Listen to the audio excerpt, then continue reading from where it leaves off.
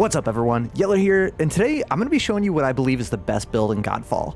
Now, if you're an absolute god at this game and you never get hit by anything, you should be going a pure damage build, and this won't apply to you. But for everyone else who doesn't play perfect all the time, this build is absolutely ridiculous. I used this build to clear to floor 52 solo in the Tower of Trials on hard without issues at all. Now this build focuses on having a very high resistance percentage, so you're almost impossible to kill, you have a ton of overhealth, you have a high crit rate, high crit damage, and you also have a high weak point damage.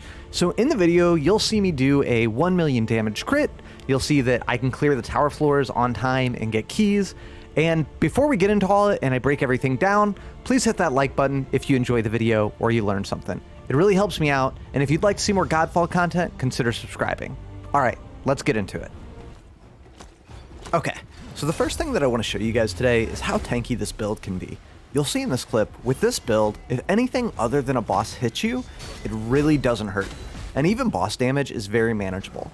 You'll also see that I get tossed into the blue spheres that are known for one-shotting or almost killing players in the tower, and it barely does any damage to me. I never once died, and I made it all the way to floor 52 before abandoning on hard. There's really only one time that I was close to dying, and that was on floor 51 against one of the hardest enemy combos. Now, that was on floor 26, which really, I don't feel the difficulty continued scaling after floor 25 or 30. But on top of how tanky this build is, you're about to see me do a 1 million damage crit.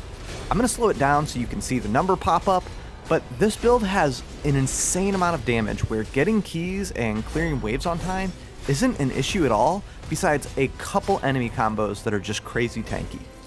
Now, in case you missed it, here it is again. You'll see I end up doing 993,000 damage to this boss, and I end up one-shotting him. Now, granted, to get that damage, I did have Archon Fury on, so here's another clip from floor 51 where I end up killing the boss very quickly without it. Okay, so you guys have seen how much damage this build can do, you can see how much damage it can take. In the first clip, you saw that my overhealth was completely full, so let me show you how this build works.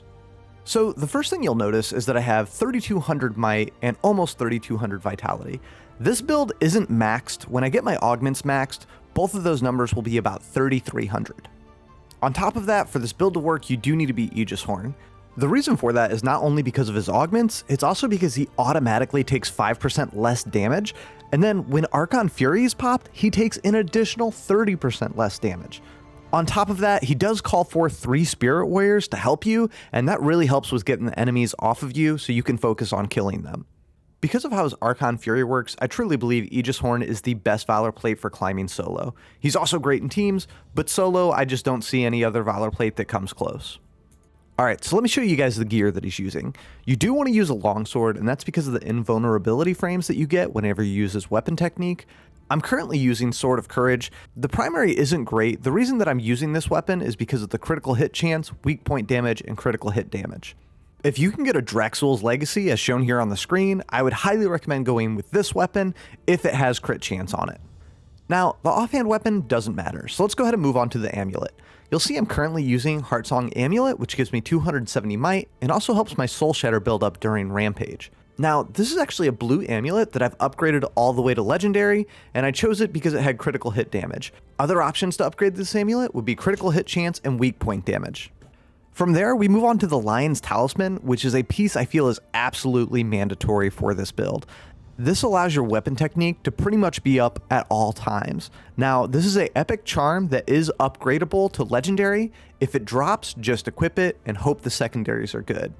You'll see here, I actually have a new Lion's Talisman, and this one increases my critical hit chance and Rampage charge speed, so I will be upgrading this to Legendary as soon as I have the resources for it. Next we have our rings, and the first one that I love using is Wise Embrace. Now, this allows for you to gain 199 overhealth whenever you hit a weak point, and your overhealth no longer degenerates. You'll see the secondary stats on the ring are okay, but I still think it's worth it because you really want overhealth for this build. Now, the second ring that I wear in the tower really depends on the buffs that I get.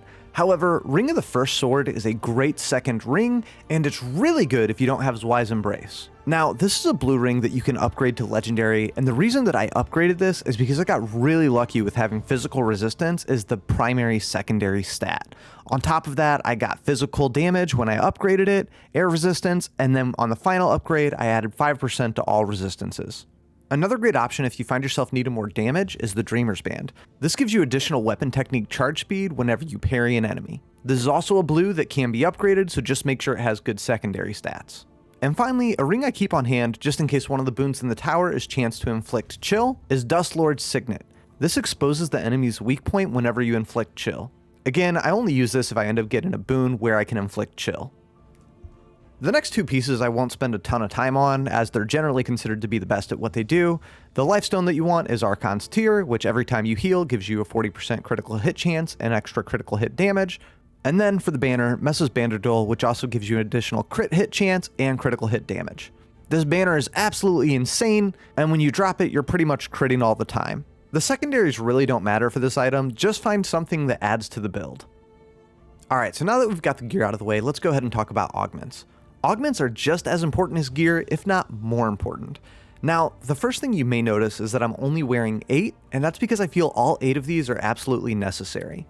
So the first augment that you want to have is Frostfire, and this increases your critical hit damage during Rampage. Now, Rampage is almost always up, meaning your critical hit damage is almost always 37% higher.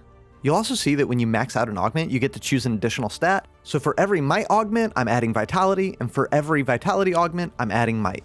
The next augment that you want to have is Paradise. This is what allows you to pretty much always use your weapon technique. This gives you an additional 20% weapon technique charge speed whenever you perform a critical hit. While the secondary doesn't really matter, the reason I haven't upgraded this yet is because I don't have a secondary that I like. The next augment is Void Shell. It's a legendary vitality augment that whenever you perform a critical hit, you gain 6 overhealth for every 20 might on adjacent augments. Basically, the higher your crit chance, the more overhealth you're going to be getting. This augment is actually insane, and it's also a huge part of why this build is so tanky. After that, we have another augment that's absolutely mandatory for this build. That's a legendary Might augment, Surety. This allows for whenever you hit an enemy with your Northern technique, which again, you're using all the time, you expose the enemy's weak point and you deal an additional 93% weak point damage the next time you hit the weak point. While having good secondaries on this item would be nice, honestly, it doesn't matter. When you get it, equip it. This is the whole reason you saw me do 1,000,000 damage earlier in the video. From there, we have another Vitality augment, Endurance, which grants adjacent augments additional Vitality. The reason that I'm actually using this though is because of the additional physical resistance and air resistance. Both of those are very important in the tower, and honestly, if I found another augment that had those secondaries on it, I'd probably use that. From there, we have the Alliance Pride augment, which gives you more overhealth whenever you defeat an enemy. And finally, the final augment, Wolf's Fury. Whenever you parry, you gain an additional 299 overhealth, and it has a cooldown of 30 seconds. You can see that all these augments synergize really well. They focus on getting as much overhealth as possible while still doing good damage. And finally, the skill tree. Almost all of the talents here are required, and really the only changes that I could see making is possibly taking the 2 points out of Shield Prime and putting them somewhere else, or also switching the 5 points from Spirit into Banners. I haven't really found the need to change the skill tree since I've built it, since nothing could really hurt me and I did a ton of damage.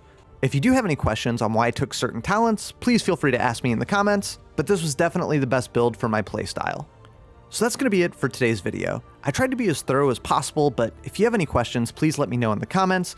Hopefully you guys did enjoy the video or learn something, and hopefully this build does really well for you. If you did end up liking the video, please hit that like button. If you'd like to see more Godfall content, consider subscribing, and thanks for watching. I'll see you all next time.